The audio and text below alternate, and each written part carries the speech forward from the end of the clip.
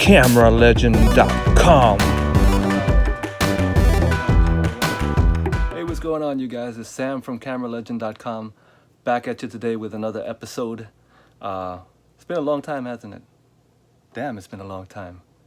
I do apologize. I think most of you guys who read the blog, you know by now that this is the way I roll. I'm a man of my word, man. I said I did not want to clog up all your precious space with useless videos, unless I had something interesting for you. But let's face it, if you love cameras, almost all cameras are interesting, aren't they? So that means I have no excuse. Anyway, no more excuses. Today we're going to be talking about a legend of the streets, a camera legend of the streets. It is the Ricoh GR1. Alright, so the Ricoh GR1 is basically a 35mm point and shoot camera. It was introduced by Ricoh in the 90s. Came at a time when manufacturers were putting out very high-end point and shoots.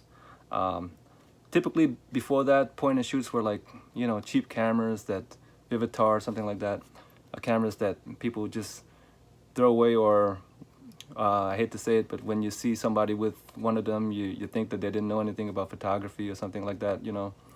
But these cameras came, they started putting nice lenses on them, nice build, and well, of course, high price too. But they changed the landscape for point and shoot cameras at that time. So how did this camera get such a reputation as a street photographer's camera? I'm really not sure, but the opinion seems to be that this camera was made popular by the famous Japanese photographer Daido Moriyama, great photographer, and he was using this camera in the streets of Tokyo and elsewhere in Japan, taking snapshots pretty much, but very, very artistic type snapshots, you know. So when I say snapshot, I don't mean to demean his work. His work is like phenomenal. Okay, so basically, he took the camera, and I guess people, you know, following him or whatever, must have seen that he used that camera, and of course, somebody famous like that uses it. You want to use it, but if Daido can take a phenomenal picture, it doesn't mean that I could take a phenomenal picture. Maybe you can, but I can't. Anyway, that's how it became famous in the streets. But it has a lot of merits that make it a wonderful tool for street photography, for you know, film street photography. So I've used a couple of these cameras over the years, and I love it for black and white street work. I generally like to use Tri-X with it, because I could develop it myself pretty easy. You know, I'm not a developing master or anything like that, but I do what I can to get the job done, and it works for me. Right, so let's take a look at some samples from the Ricoh GR1. Then we'll come back and discuss whether or not you should be buying one.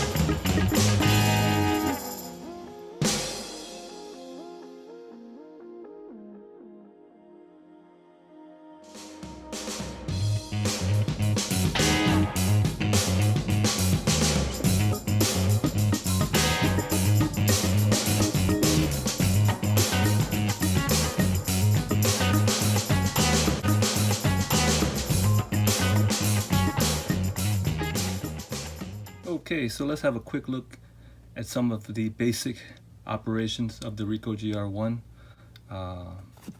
Front of the camera, the top, turn it over this way.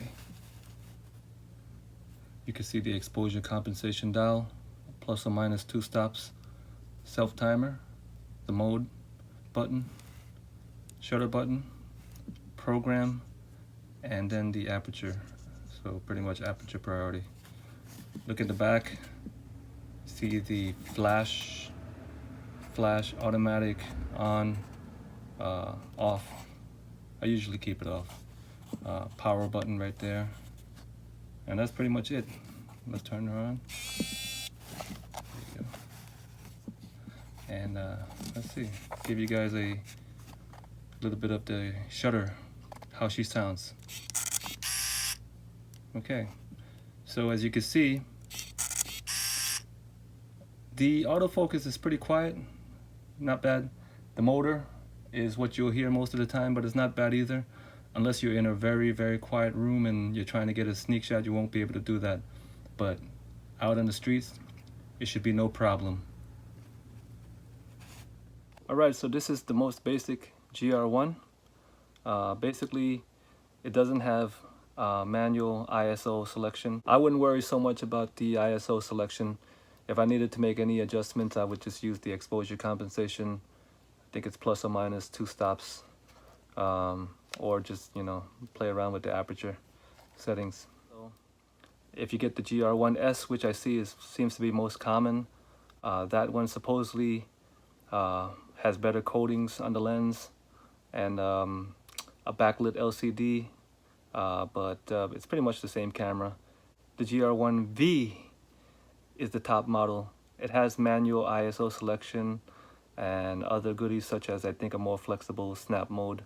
And then the ultimate, I would say, is the GR21, which is a totally different beast with a 21mm wide-angle lens on it. But that one is up there pricey, so I'm not even considering it. I'll just move back a little bit and make the 28 closer to 21mm. The lens on this baby is excellent. Takes very sharp pictures. There is some slight barrel distortion if you're shooting in a close range, but generally it's not really a problem for street work. The autofocus is generally fast and accurate, and you needn't worry too much about losing a shot. I've taken pictures out of the car just like this. They usually come out sharp, so that's another great asset of the camera. So what makes the Ricoh GR1 a great street camera, besides Daido using it? Okay, well, first it's got, as I said, it's got that killer 28mm f2.8 lens. Now, for general street work, 28mm is just right. I mean, I guess it's kind of like something you might be used to on your iPhone. I think those are like 28mm, I'm not sure. Anyway, you can get closer, you can get in close, and I've used it for portraits at f2.8, and it works, man, it works. But to me, one of the best reasons for having this camera as a street camera is it truly fits in your pocket. Not a lot of cameras can do that.